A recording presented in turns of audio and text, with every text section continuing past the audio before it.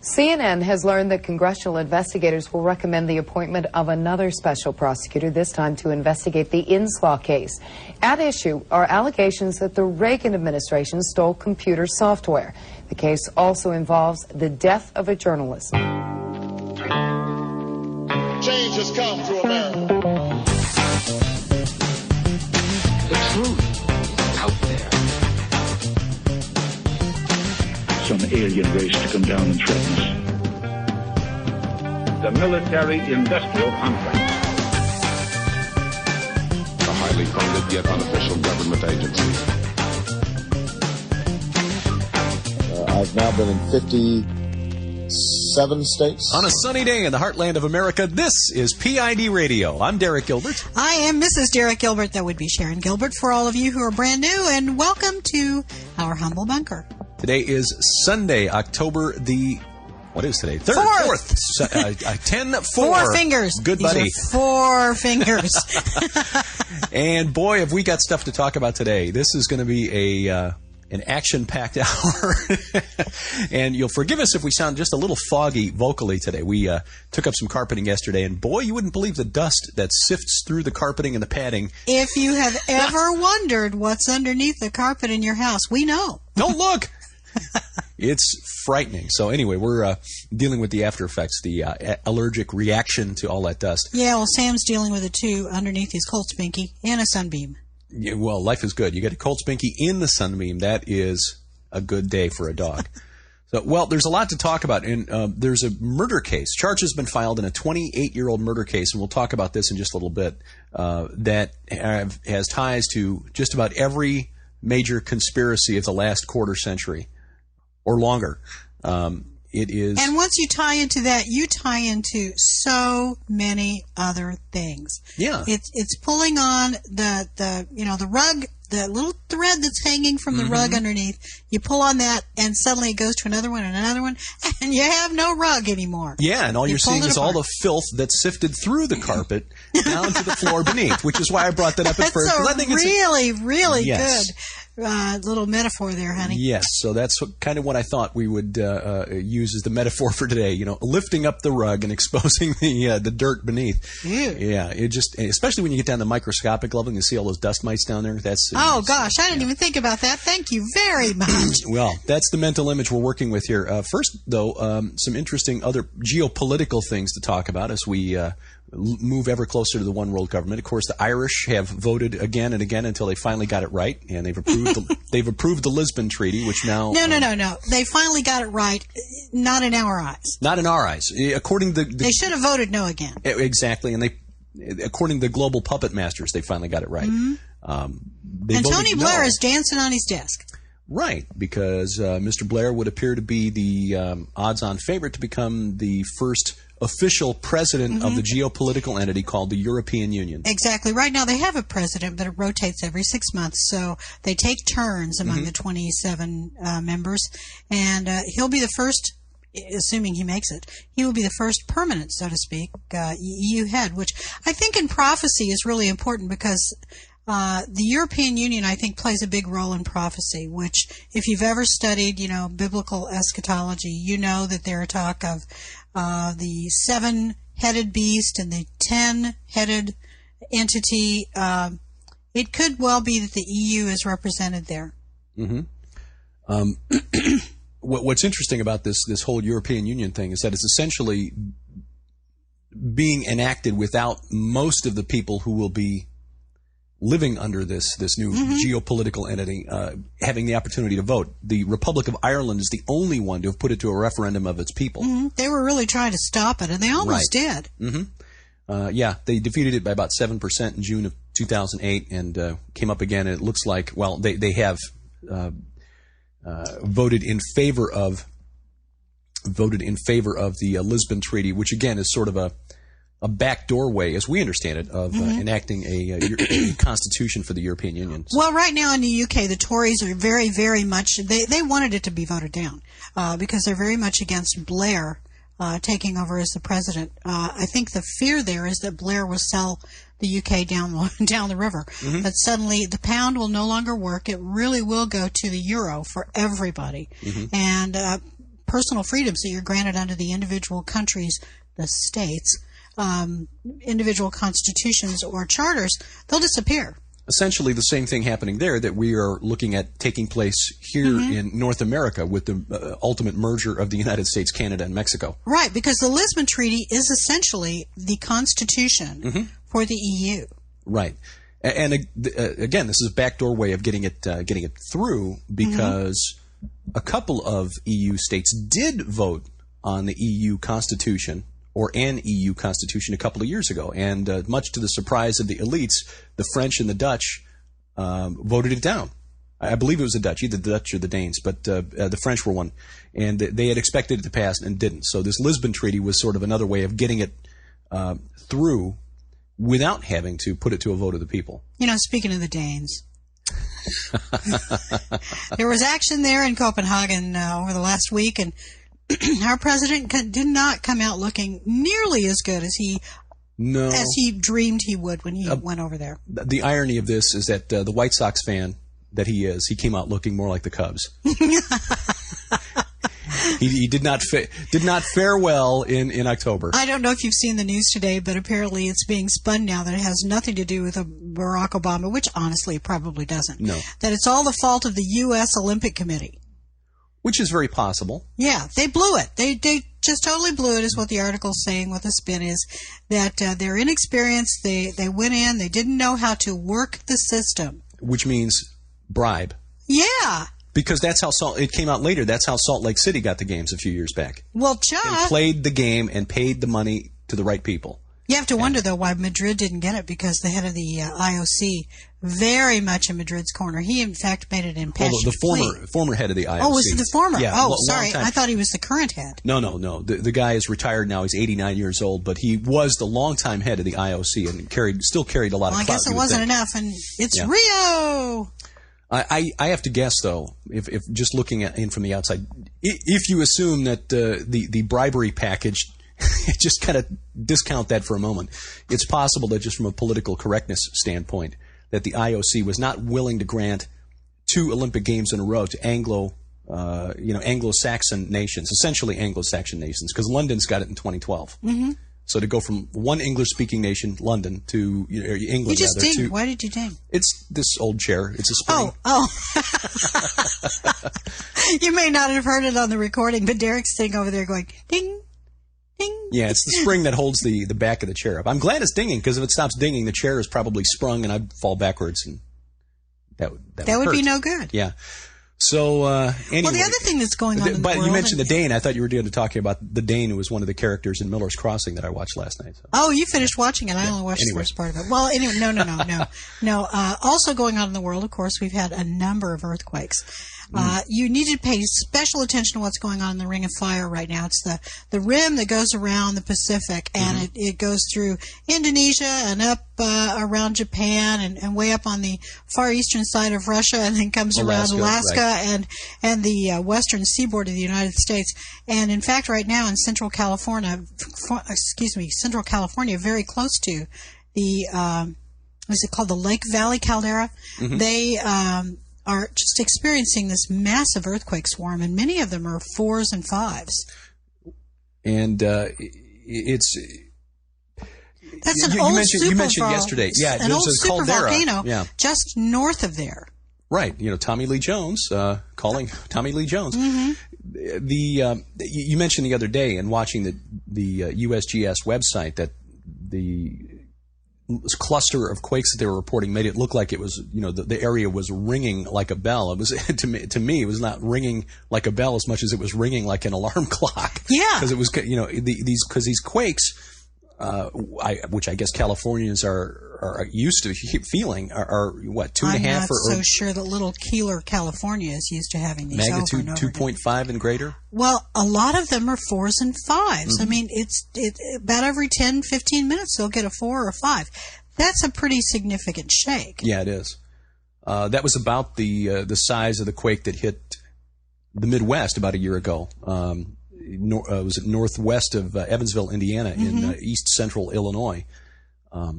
it was just felt over a wider geographic area because the geology of the Midwest is different than it is out west. But we felt it. But we did have a quake in the near the New Madrid area yesterday.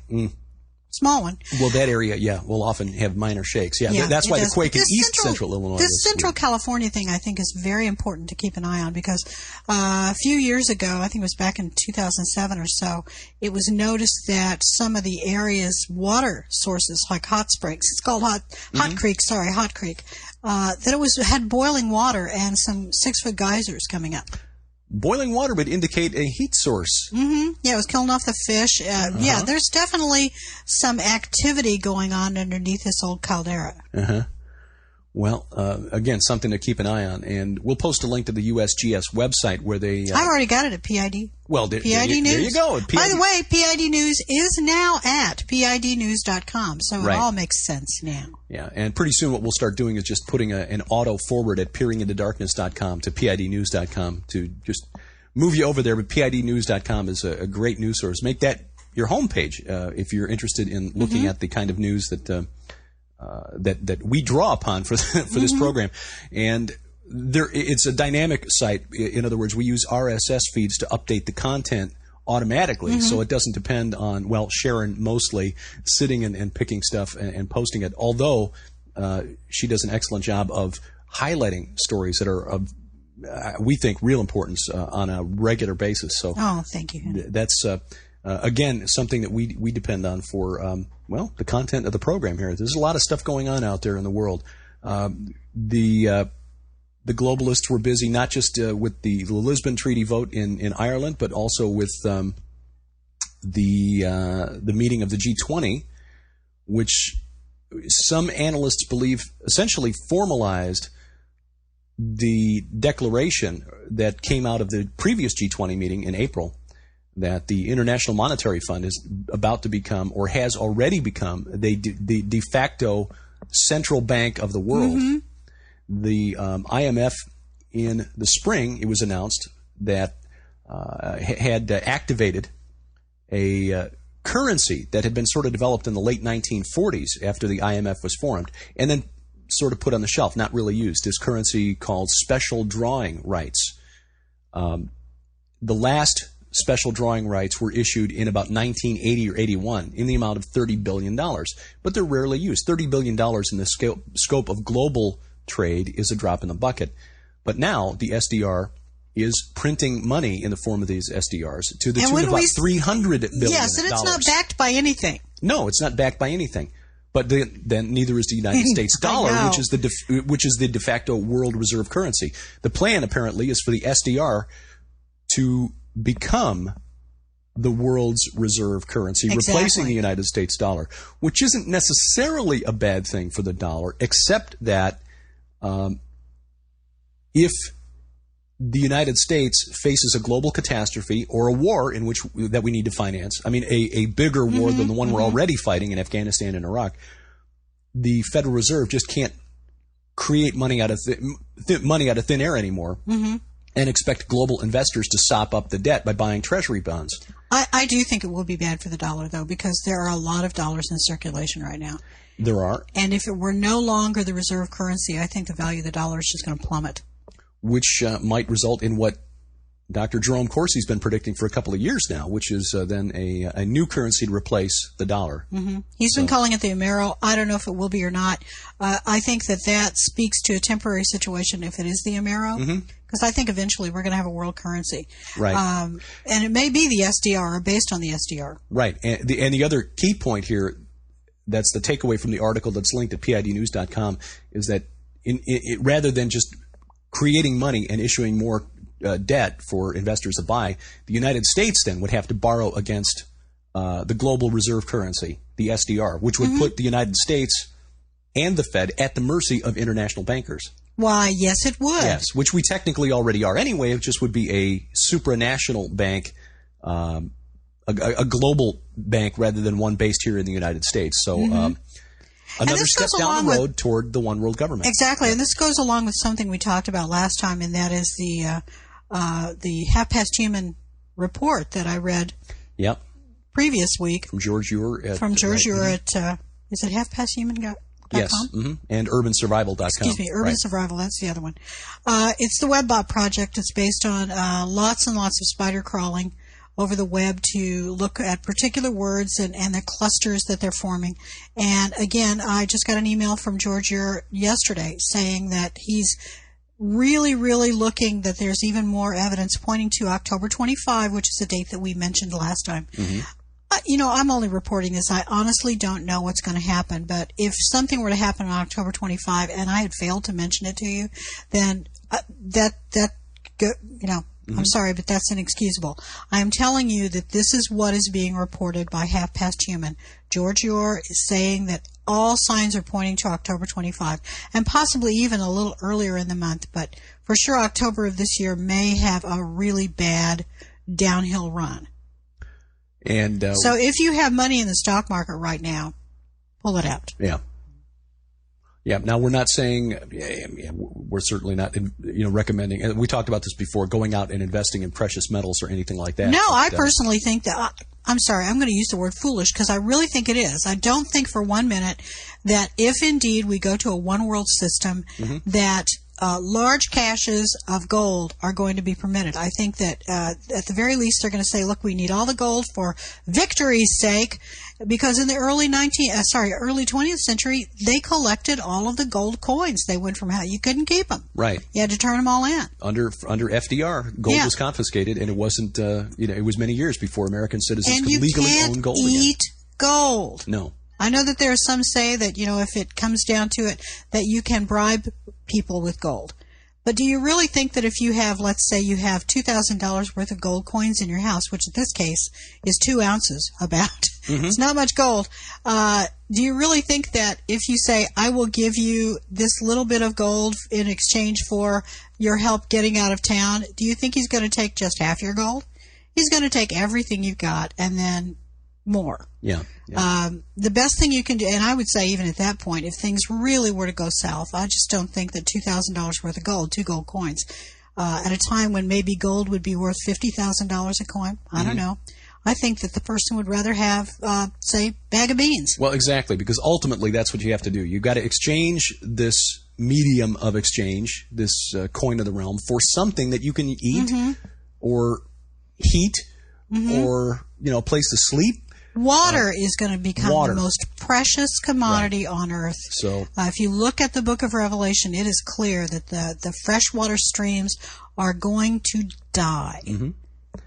And ultimately, our recommendations along these lines are, again, not intended to generate fear or not intended to recommend that you bolt the doors, batten down the hatches, and let the world outside your doors go to hell while you and your family have yours. The idea is to be able to offer from some supplies that God willing, you've had the opportunity to lay in order to demonstrate the love of Christ to those who may be in need. Amen. And I know that there are some out there who would say, well, I'm sorry, but if someone knocks on your door and says, you need to give me all your food because I understand you have quite a cache, then you share with them. Then if they say, look, we want it all, not just part of it, or we will kill you, then you have to say, let me share the love of Christ with you. And if you decide to kill me, then all you have done is send me directly into the arms of God.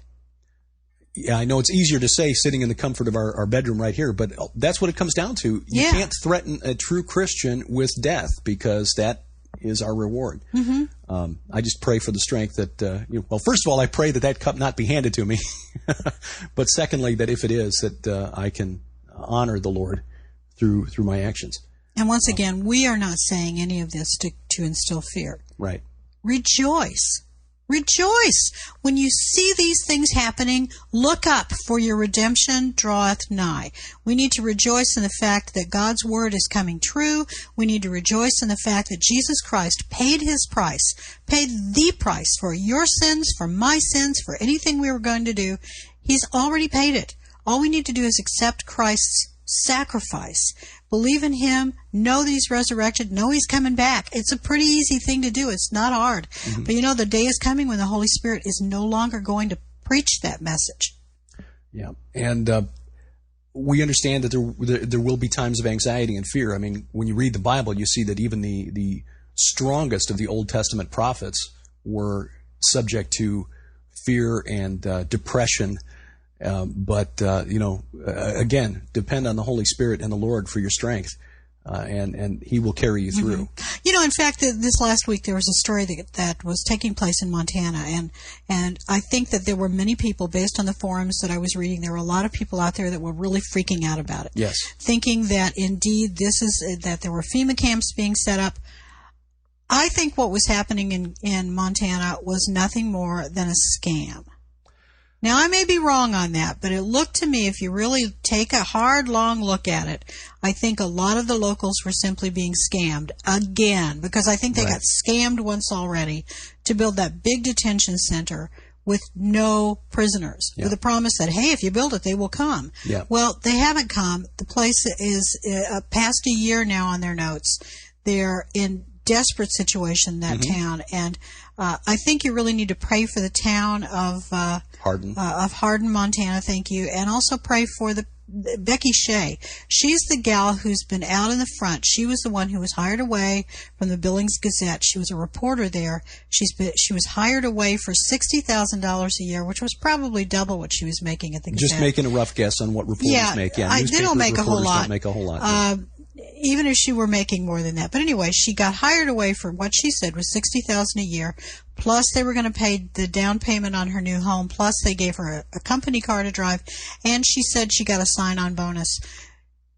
This woman has nothing now. Nothing but tears. The last press conference that she hosted, she broke down several times, and she asked the cameras to simply, please shut them off, because I don't want to be on camera crying like this. You know, she's trying to be a trooper about it, but you know what?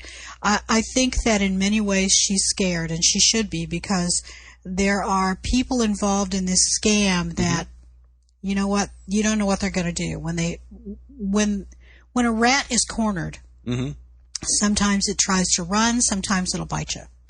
It is a sad situation. This 489-bed facility is sitting empty.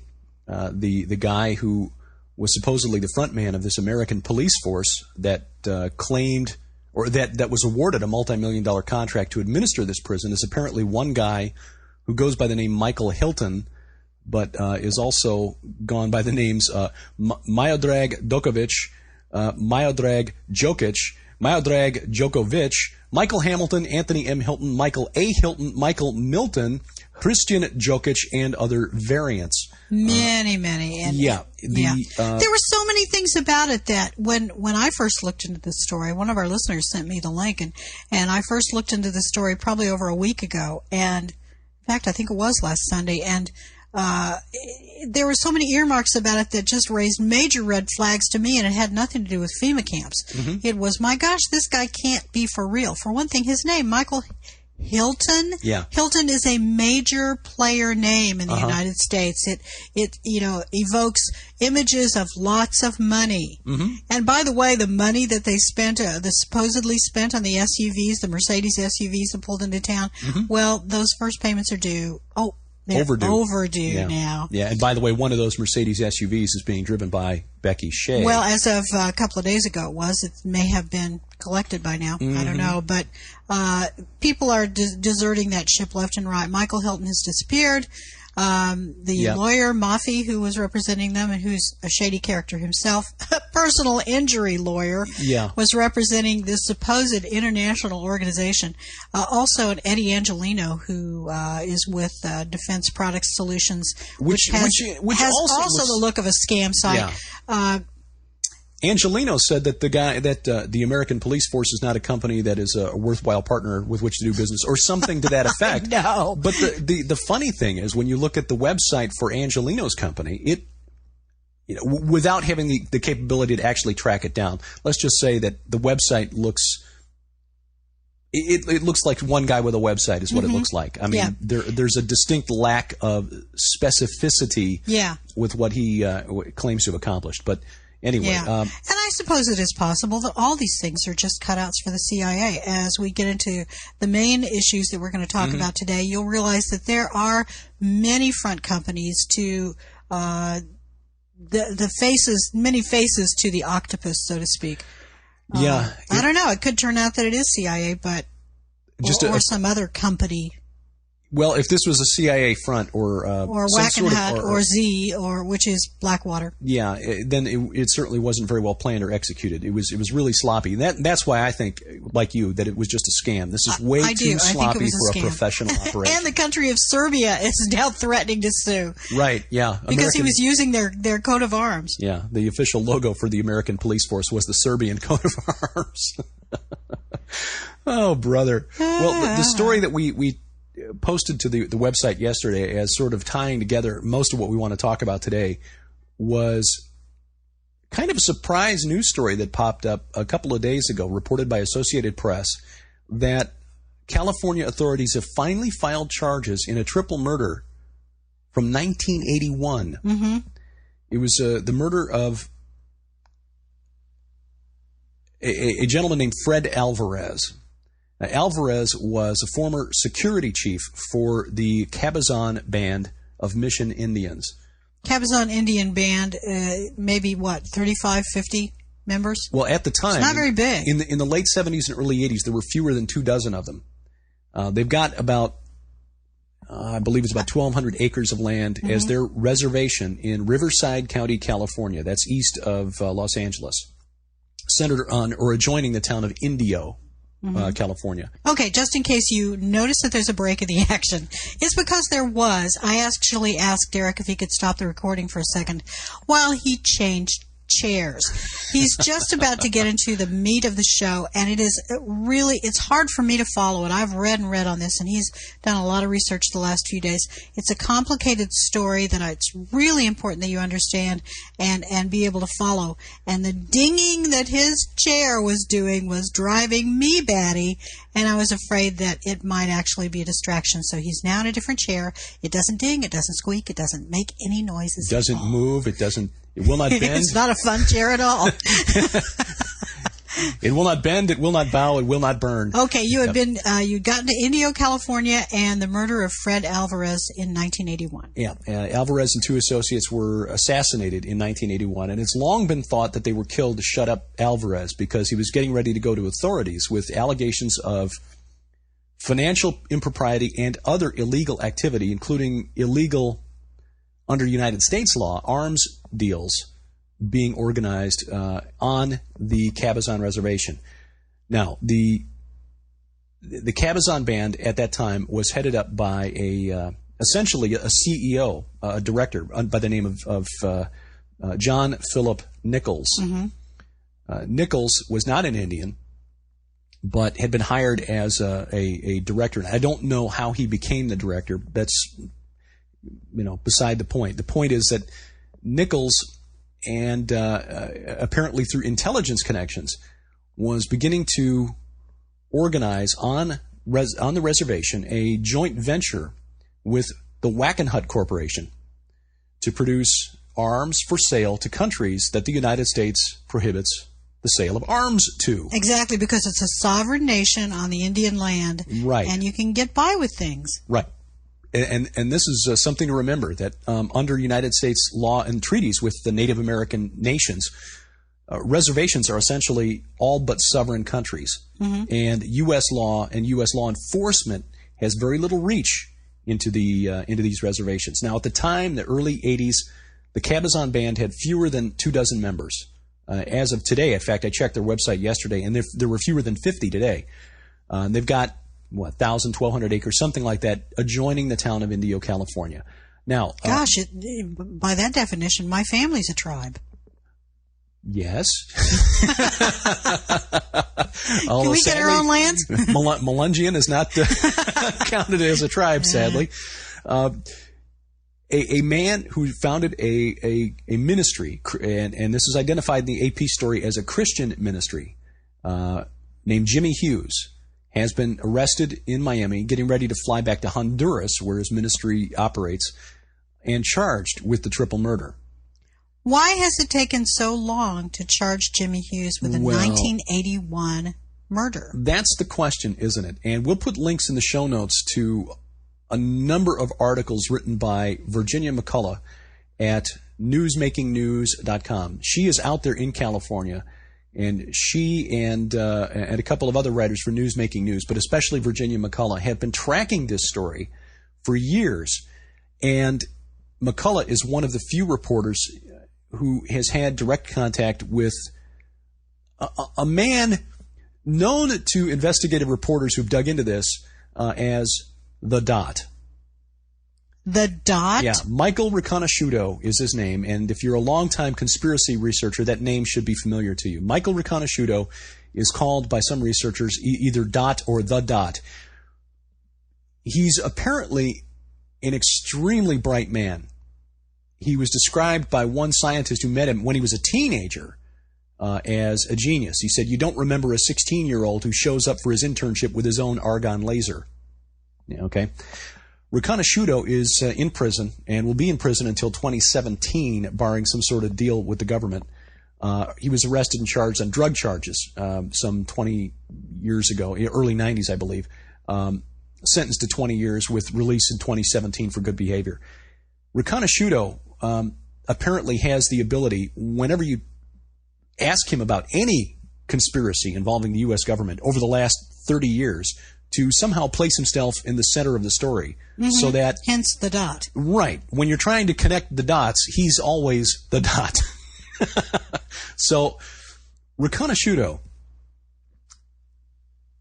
was employed by John Philip Nichols as a research scientist and engineer for Cabazon Arms, which was this joint venture between the Indian tribe and Wackenhut Corporation.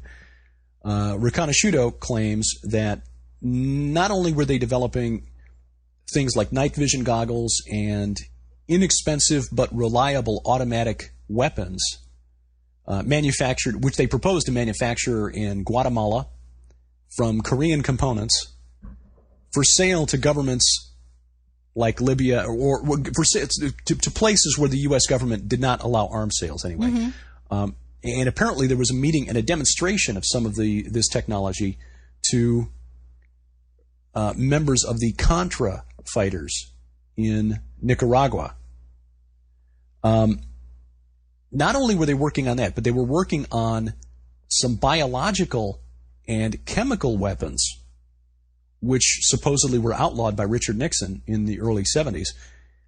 Well, didn't you tell me that Riconosciuto was a major cooker for LSD, of LSD? Well, yeah, and that's part of the story or the legend about Riconosciuto. He had gravitated to San Francisco, Haight-Ashbury, during the Summer of Love era, and was known to the drug community in San Francisco as one of the major chemists or cookers of LSD in the Bay Area. So the Dot connects him with David Duncan again. Possibly so, yes, because that's when Dave Duncan was out in San Francisco. But anyway, Riconosciuto is tied into a number of different things that all center around the activities of this Cabazon band. One of the weapons that they were supposedly working on there was a biological weapon that was targeted to specific genetic markers. And in the letter that he sent to the to a party at Wackenhut, or at least a letter that came from Cabazon Arms, I didn't see a signature on the letter. It's linked, and a scan of it is posted at newsmakingnews.com. And again, we'll link to all of this in the show notes so you can read this for yourself, because it sounds like a movie script or treatment. Proposed selling this or to nations bordering on Russia, Central Asian nations. So again, kind of a bizarre out there thing. The bottom line, though, is that they were working on stuff on this reservation that would have been highly illegal anywhere else in the United States. But because it was on a reservation, U.S. law apparently didn't apply there. Now think about this. The Cabazon Band is a small little band. Again, fewer than 50 people today. How many other reservations are there around the country, and how many of them might be used for similar activities, black ops projects funded by black bag budgets from various letter agencies inside the U.S. government? Well, that's a really good question. And the one thing that we talked about earlier, the Montana deal, that land in Hardin borders on the Crow Nation land. The Crow Nation, right. That's an important point to bring up. So, back to Jimmy Hughes. Fred Alvarez was apparently going to go to reporters and to the government with these allegations that John Philip Nichols and his associates, including Michael Riconosciuto, were engaging in this trade. And it's important to note that Wackenhut was founded by and is staffed by primarily former law enforcement and intelligence operatives from the United States, guys who still have a lot of connections to intelligence, law enforcement, and military. Okay? Mm-hmm. This guy, Jimmy Hughes, says that, well, he doesn't say, but it's alleged that he was paid by John Philip Nichols to go out and take out Fred Alvarez, and then the two friends apparently were collateral damage. Jimmy Hughes has posted to a website for the Full Gospel Businessman's Fellowship his life story under the title A Hitman with a New Mission, in which he admits that after a 6-year hitch in the military, I became a professional hitman for the mafia. Well, maybe not the Sicilian mafia, but perhaps the company mafia. Company, yeah. And he claims one day I had a contract on a man, and I'm quoting now, they had paid me a lot of money to kill this person. I traveled over many states and walked into the man's house one day, pulled out my pistol, and put a bullet in everybody's head, end quote. Hughes was the security chief who'd been hired apparently after Fred Alvarez quit, served as the security chief for the Cabazon band, hired by John Philip Nichols. Why are they arresting Hughes now after, 29 years? Mm-hmm. 28 years? Perhaps because he's posting stuff like this to the internet and doesn't want, and whoever wants to keep a lid on this doesn't want Hughes getting too vocal about what he's doing. Now, you looked in on the website for Hughes' mission and his ministry down in Honduras. It seemed really generic to me. There's a video there that I assume is to be played in churches for youth groups, trying to get youth groups to come down for short-term missions. It was moving, but it was extremely generic. You didn't see Hughes himself actually interacting with the kids. These kids could have been anywhere. We have good friends who run a children's home over in Thailand, and when they were in their home church in Missouri, they saw a movie that was probably similar to the one that's posted on the internet at the Hughes site. They were moved and sold everything and went over to Thailand. And when they got there, they found out it was a scam. Of course, Michael Hilton wasn't there, but he could have been. They found out it was a scam, but they were moved there by God for His reasons, and they ended up taking it over and actually turning it into a genuine Christian outreach to these orphans. And they're still there, and it's amazing the changes they've made. But now I don't know for sure that what's going on in Honduras is a scam, but the website... I'm sorry, what? Well, I was going to say it's important to note that Protestant missionaries, and I use that in air quotes, throughout the 70s and 80s were used by the United States intelligence community to contact and finance Contra rebels and anti-communist rebels in Central America. Exactly. And sometimes missionaries are used that way. Sometimes groups that are so-called Christian groups that are actual NGOs are nothing more than cutouts for intelligence operations. Right. So that is a point to consider. And if he was a company man, there's a saying, you never are an ex-company man. Now, I don't know. He says he worked for the mafia, but I sincerely doubt if he had been working in intelligence that he would say, I used to be a hitman for the intelligence agent. Exactly. So we hope that Hughes does know the Lord, because he's certainly going to have to rely on him. But there's no statement of faith at that site. I looked and looked, and that's usually one of the first things you put up if you're calling yourself a minister of the gospel, and you're asking people to come and join you in a ministry. You put down what it is you believe. So we've got back to the Cabazon band and the reason that Fred Alvarez was murdered, allegedly by Jimmy Hughes. The illegal activity taking place there, sending arms to nations on the restricted, that were officially enemies of the United States, finding a way to supply arms to the Contras in Nicaragua to fight, communists down there, which was going against the will of Congress, and thus is sort of tangentially related to the whole Iran-Contra affair. But more than that, we get through Michael Riconosciuto and the Cabazon Band into the whole PROMIS software mess that we've made references to before. And because it was at the Cabazon Reservation that Michael Riconosciuto claims he modified the PROMIS software, which was then illegally sold to other foreign governments. Well, not illegally, but it was offered and sold to foreign governments. It was apparently illegally obtained by the guy who sold it. And in fact, Insight Magazine did an investigation on this a few years back. Now, Insight, okay, I know it's owned by the Washington Times, which means it's owned by Sun Myung Moon, but okay, the reporter documented, her sources and so forth. The Royal Canadian Mounted Police, RCMP, back in 2000, entered the United States to conduct an 8-month secret investigation into what had happened with PROMIS software. After Riconosciuto publicly claimed that he had modified the software and put back doors into the software to allow the NSA, once this had been sold to a foreign government, to access this foreign government's use of the software. And you can understand why this RCMP would be very concerned, because they were using the software. That is exactly right. Now, PROMIS was developed by a guy named Bill Hamilton while he was working for the U.S. Department of Justice. It's called Prosecutors Management Information Software. It's case management software. It's been heavily modified in years since, but it's still in use today, more than almost 30 years after it was developed. After he left the Department of Justice, Hamilton wanted to take the software private, and the U.S. government essentially took the software from him. Long legal fight that took place, during which Riconosciuto made these claims about how it was stolen from Hamilton.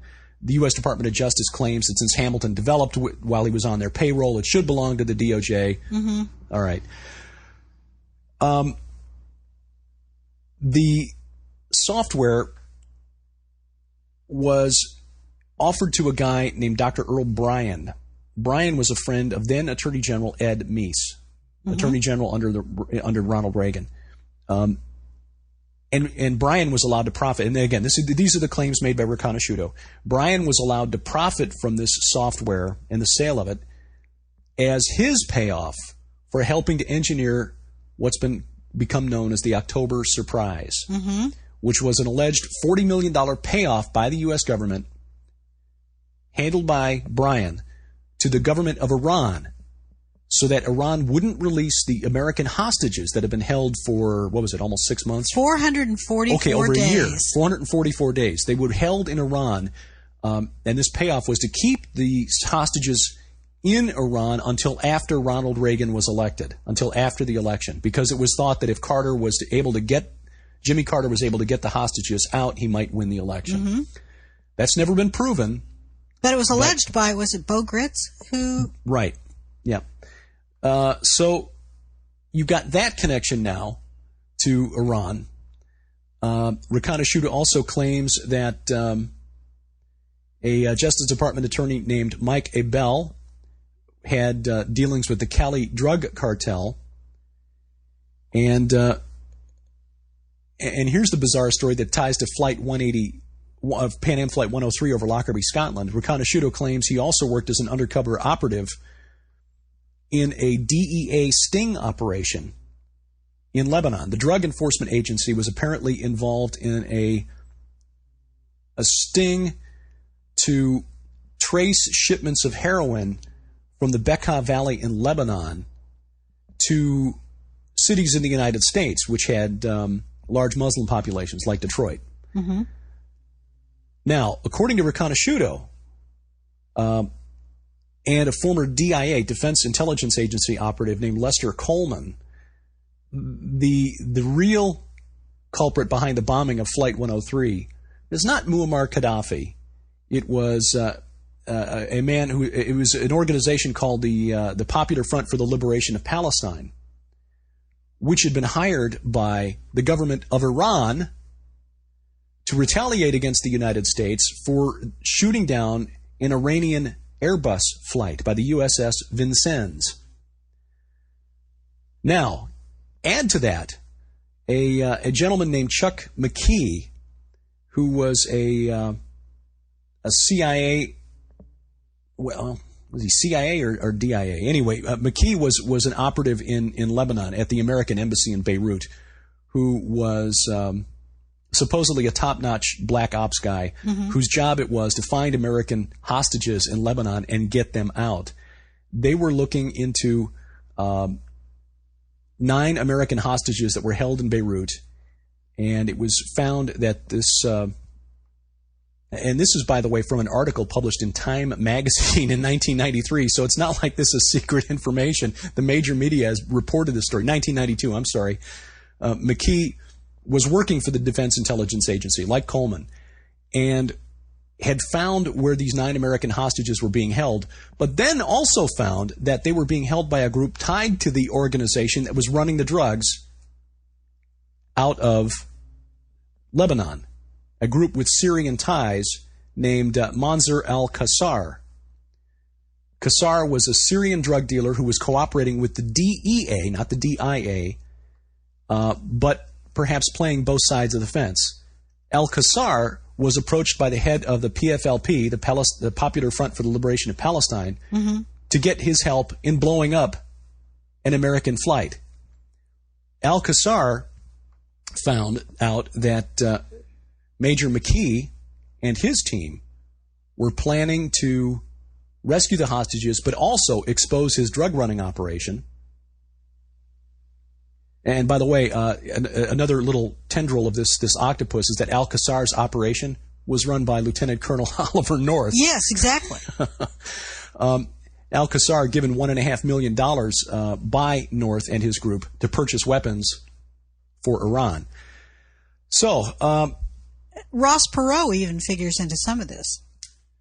Well, that's something I didn't even He bankrolled a rescue attempt. That's right, he did. So the DEA, the Drug Enforcement Agency, was allowing this Syrian drug runner, Al-Qassar, to continue running drugs from Lebanon through Frankfurt, Germany, to the United States so they could track the shipments. However, the Defense Intelligence Agency, guys like Coleman and McKee, found out that what were supposed to be controlled shipments had turned into a flood of shipments, apparently because elements within the U.S. intelligence community were using the drugs as profit to finance their other operations, among them perhaps Iran-Contra. Again, this is such a tangled web. I barely got a grasp on this myself. Well, supposedly it's not the first time they've done that. If you take a look at Vietnam and Air America, I mean, that was going on then too. Right.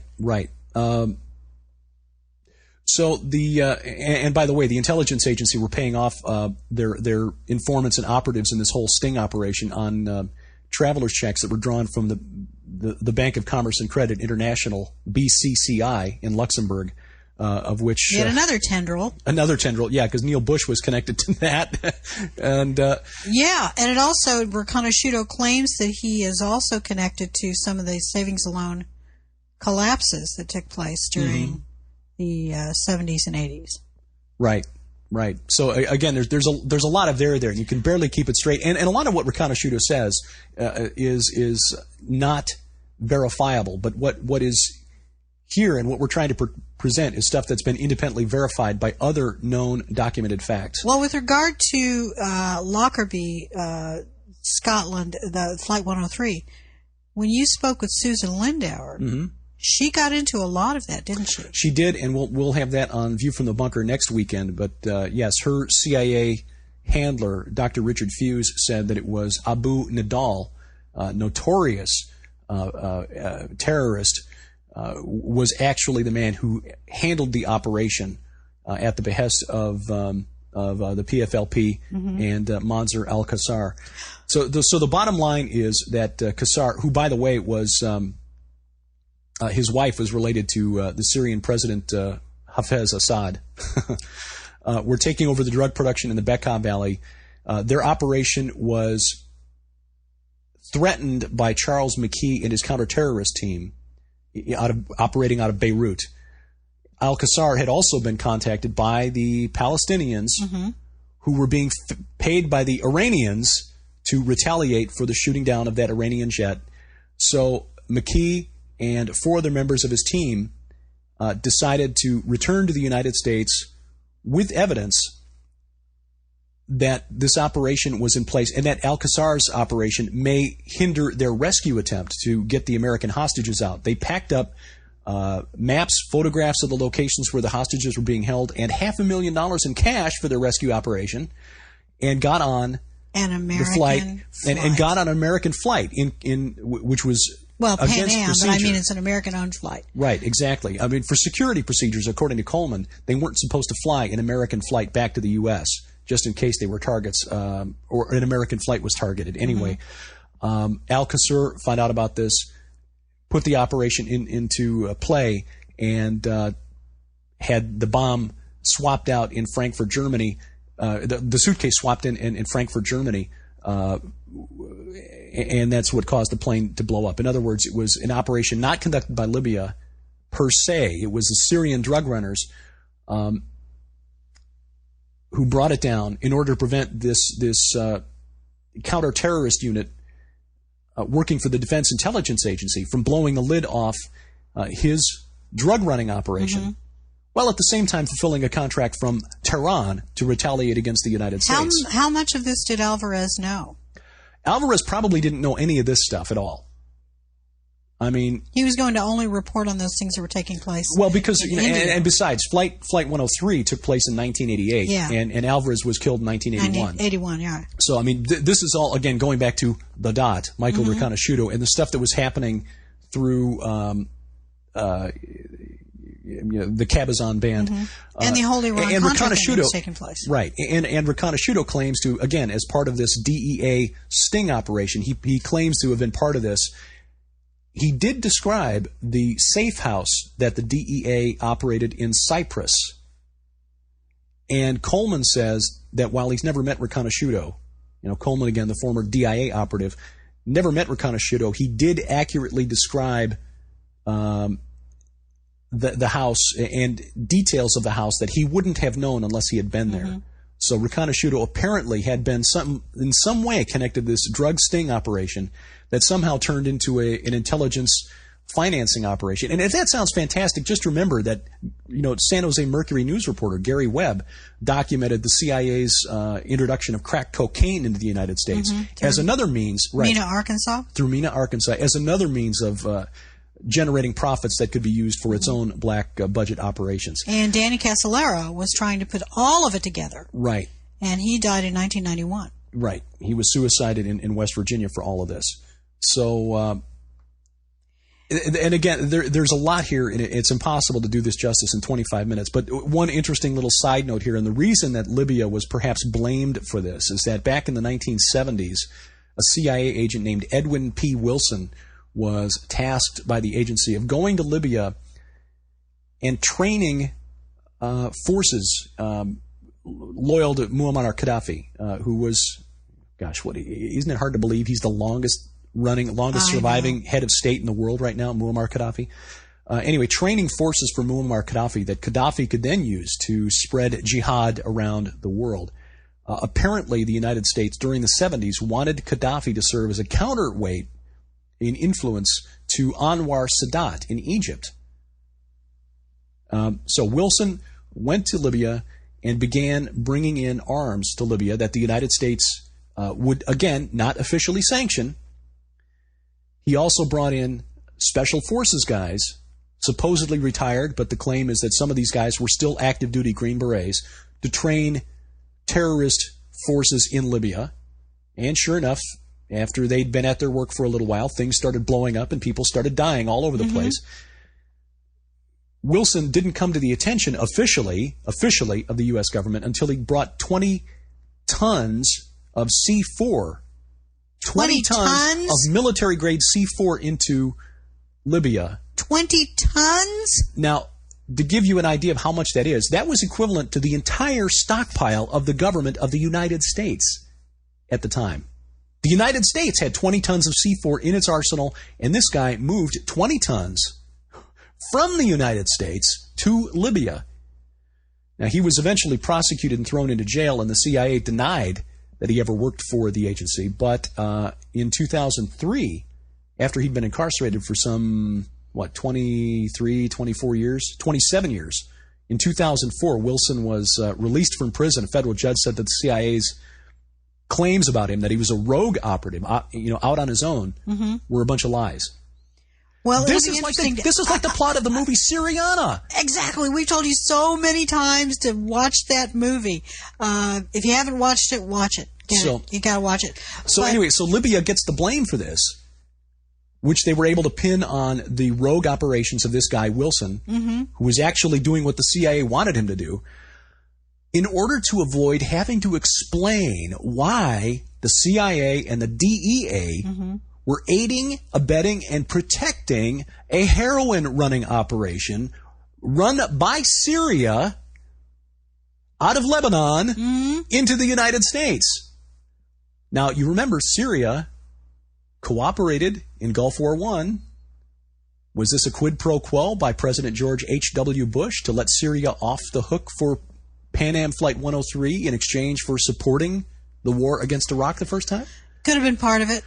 So could have been part of it. Well, I know that we're probably getting close to an hour. Yeah. We've had a very complicated story that there is no way that I know you've done more justice to it than I ever could. But it is an extremely complicated story. We urge you to take a look at the linked articles, read through them, because since Jimmy Hughes has now been arrested for this murder, it is possible if, and this is a big if it makes it to court, that some of this will actually make it to the headlines.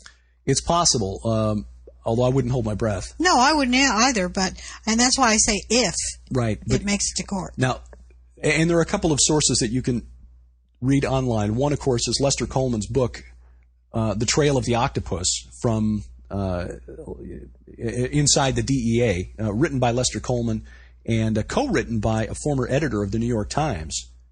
It had never been published in the United States before. Donald Goddard is the other author's name. Never been issued in the United States or published in the United States before this year. Apparently in August, with the news that came out about the release of the one man convicted for the bombing of Flight 103, al-Megrahi, an American publisher has finally picked up the book and will publish it in the United States, or has published it now, perhaps. But it is available to read for free online, the entire manuscript, and we'll put a link to that in the show notes, as well as the book that we've referred to many times, The Final Circle, or The Last Circle, by Cherie Seymour, which is essentially... She goes under the pen name Carol Marshall. Right. It is essentially a rough draft of a book that was never published. And because of that, it reads like just... At first, it's a collection of notes, so it's a little tough to follow. Plus, she admits in there that not everything is in it. Probably partly for concern for her own safety. Possibly. But here was something that she included in the book that I think ties this all together and gets back to why we do PID radio in the first place. This is from an account she gives of a meeting with a gentleman named Robert Booth Nichols, who was no relation to John Philip Nichols, but was an investor in Cabazon Arms, the joint venture between the Indians and Wackenhut. Carol Marshall had gone with another freelance writer named John Littman to meet Robert Booth Nichols at his house. And I quote now from The Last Circle. At one point during our conversation, and completely out of context with what we were discussing, Nichols played a videotape of the assassination of President John F. Kennedy. The southern wall of Nichols' apartment contained a 6-foot-wide screen on which I watched a blown-up, enlarged, slow-motion, uncut version of the famous Zapruder film. I watched what appeared to be the standard media version of the film, seen so many times in film clips over the years, but then Nichols slowed the camera even more, and on the 6-foot screen I observed the driver of the limousine turn to his right, first looking at Connolly, then at Kennedy. The driver's left hand came over his right shoulder, and he was holding a long-barreled gun. Smoke and a bullet emerged from the gun, traveling ever so slowly across the screen into Kennedy's head, blowing brain tissue into the air as he fell back against the seat. Now, skipping down, I wondered if the video had been tampered with. I asked Nichols where he'd obtained the original uncut version. He would not say. I had no idea that his Fidco partner, Fidco was the name of Nichols' construction firm, which incidentally was negotiating for contracts to aid in the rebuilding of Beirut after the civil war there. That his Fidco partner, Clint Murchison Jr.'s father, Clint Murchison, big oil man in Texas, allegedly involved in the plot, had instant access to the Zapruder film immediately after the assassination in Dallas, Texas. Nichols studied me for the longest time, then walked over to the window and lit a cigarette. He finally commented that the CIA can cover up anything it wants, even a president's murder. He wanted to show me the power of the octopus. Nothing is as it appears to be, he said. And here's the money quote, skipping down. Nichols' sister was allegedly a professional hypnotherapist, and Nichols himself was reportedly trained in the art of hypnotism. According to Riconosciuto, they all called themselves the Chosen Ones, wore skull and crossbone rings, and shared a common interest, if you could call it that, in the old German SS occultism, its tribal and inner circle rites. End quote. Which takes us to exactly what we keep talking about. It's the spirits behind the humans. Yes. Reference the work of Russ Dizdar with Chosen Ones and the interest of these altars in German lore, German occultism.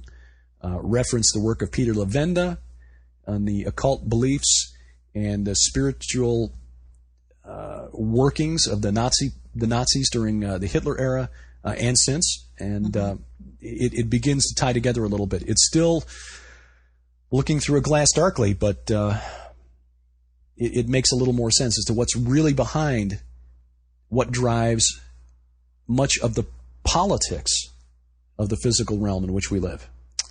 Well, Sam just woke up. I guess that means it's time to finish the show. By the way, you may have heard him snoring during the show. We're apparently really boring him today. Before we go, I want to thank Denise and Frederick, who sent us a really wonderful donation via snail mail, and Jared, who once again helped to support PID Radio through PayPal. You know, you folks, we so appreciate you. We're going to be able to get new headphones, so that's a big deal for us. We've been going for about 5 years now on the headsets that we wear now, and we're going to try to improve the quality of the audio just a little bit with a bit better setup. Right. And the donations that you've made have given us just a little extra so we can do that. So thank you very much. Amen to that. There's a little artifact that I think comes from this headset every time I move my head, and it's just because it's a little loose and it makes a little noise in the background. Well, you're making all kinds of noise over there, aren't you? Well, and if you'd like to make some noise, you can, of course, leave us your message, a voice message, any time of the day or night by calling 1-317-489-9350. That's 1-317-489-9350. And if you didn't write that down, don't worry. The number is posted there at PIDradio.com, where you'll find the show notes with links to all of these mind-blowing articles and books that refer to the stuff we talked about today. That's right. By the way, don't forget the Bruce Collins show starts on WSMN 1590 AM, and it's going to be starting on October the 10th at 10 a.m. Look forward to that. It's not often that you get an opportunity to bring up topics like we discuss on terrestrial mainstream, and I'll put that in quoting marks, radio. I know. Hey, speaking of that, you have an interview tonight with someone who's doing that very thing. Amen. Yes. Dr. Future will be on View from the Bunker tonight. We'll talk about his experience at the International Institute of Integral Human Sciences, which is a group similar to the Institute of Noetic Sciences, which we'll also discuss. Ions. Yeah, and essentially their research into scientific means of becoming possessed. That's basically what it boils down to. And, boy, some exciting stuff coming up. Next week we'll talk to Susan Lindauer, who is the only American, one of the only Americans ever arrested, only woman arrested under the Patriot Act, and what she knows about why we went to war with Iraq, and her information about Pan Am Flight 103, and got confirmation of an interview with Constance Cumby, and we'll talk with her about the influence of the New Age movement on evangelical Christianity. So that should be available 2 weeks from today. Right. So, until then, I'm Derek Gilbert. I'm Sharon Gilbert. Bye-bye, everybody. Gonna step up to the microphone, say it loud and clear. A better day is coming soon to get us out of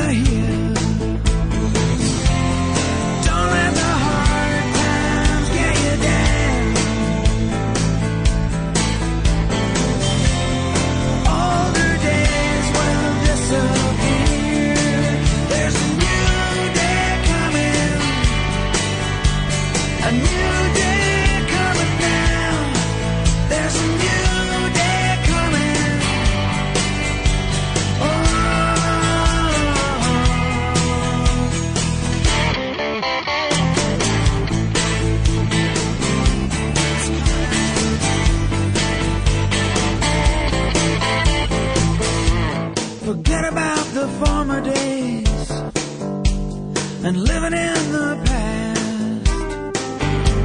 God can do a new thing now in a kingdom that will last.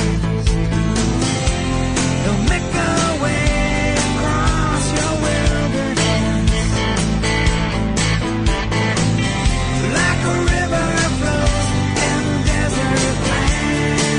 There's a new day coming, a new day coming now. There's a new day coming. Oh, there's a new day coming, a new day coming now. There's a new day coming.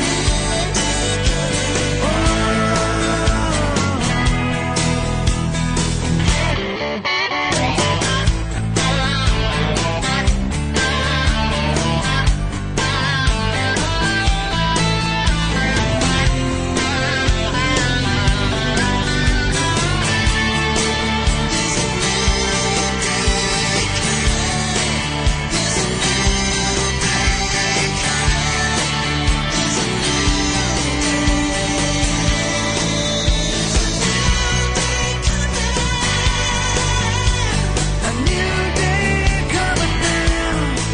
There's a new day coming. Oh, there's a new day coming. A new day coming now. There's a new day coming. For I see it now. There's a new day coming. There's a new day coming now. There's a new day coming. Oh, a new day coming. A new day coming. A new day coming.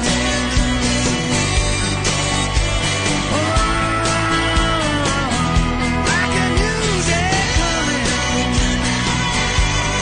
Yeah, a new day coming down. There's a new day coming. Oh, there's a new